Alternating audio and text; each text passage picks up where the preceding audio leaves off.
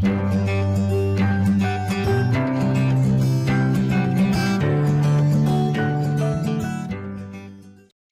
assalamualaikum warahmatullahi wabarakatuh. Kembali lagi bersama Bumi di sini.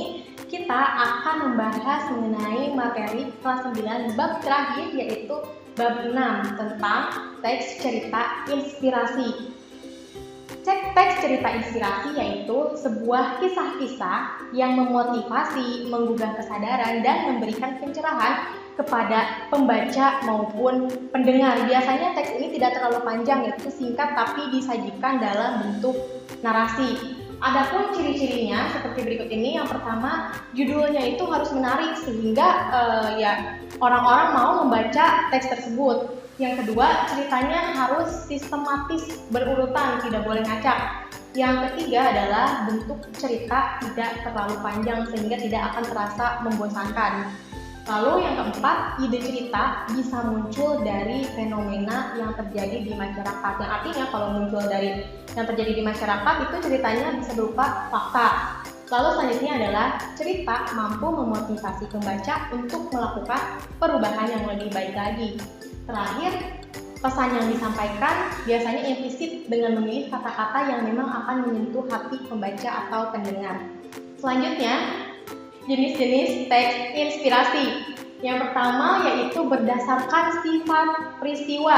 Ada non-fiksi, ada fiksi. Jadi meskipun inspirasi, ada yang memang non-fiksi, nyata gitu, memang benar adanya, ada yang fiksi sengaja dibuat untuk memotivasi pembaca atau pendengar. Lalu kalau misalkan berdasarkan tokoh, yang pertama ada teks cerita inspirasi tokoh terkenal, di mana cerita inspirasi ini kita ambil dari tokoh-tokoh yang memang sudah dikenal oleh khalayak ramai gitu. Contohnya mungkin tentang pahlawan atau tentang presiden kita, misalkan kita membaca cerita inspirasi tentang Bapak Presiden Habibie gitu. Lalu yang kedua adalah teks cerita inspirasi sufi. Ini cerita inspirasinya berasal dari pemuka atau suatu tokoh agama. Yang terakhir adalah teks cerita inspirasi binatang. Mirip fabel ya, cuma ya isinya memang menginspirasi atau memotivasi orang-orang. Nah, bagaimana cara menyimpulkan teks cerita inspirasi? Yang pertama, kalau mau menyimpulkan harus membaca. Yang kedua, harus memahami unsur dan isi dari teks cerita tersebut. Ketiga, apa sih gagasan pokok atau garis besar dalam setiap paragraf? Terakhir, baru menentukan nilai-nilai yang bisa kita ambil nih untuk kehidupan sehari-hari dalam cerita tersebut. Selanjutnya adalah struktur teks cerita inspirasi.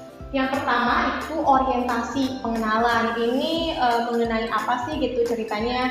Yang kedua, komplikasi atau permasalahan yang ada di dalam teks tersebut. Lalu resolusi, penyelesaiannya seperti apa? Nah, di sini biasanya banyak motivasinya tuh di sini. Yang terakhir adalah koda atau kesimpulan, apa yang dapat dipetik dari cerita inspirasi tersebut. Nah, selanjutnya adalah ciri kebahasaan, ada 3. Yang pertama pasti menggunakan kata sifat.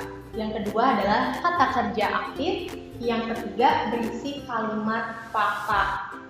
Adapun cara menyusun, kalau misalkan kita nih mau membuat cerita inspirasi, kita mau menginspirasi banyak orang dengan kisah hidup kita sendiri gitu.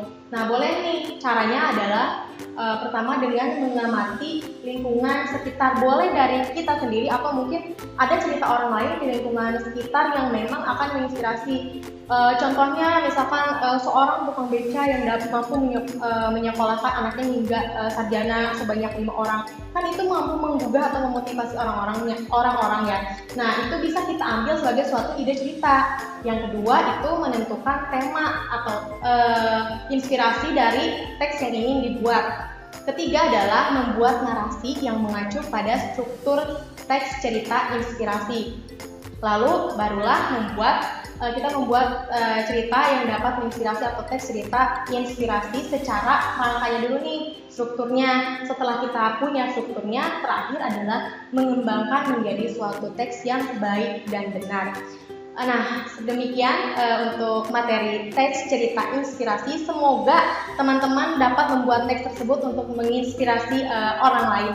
Terima kasih untuk perhatiannya. Wassalamualaikum warahmatullahi wabarakatuh. Kunjungi sosial media lainnya seperti website kami di pkbmalfata.com, Facebook PKB Malfata Manunjaya, Instagram PKB Malfata Official. Dan terima kasih telah klik video ini.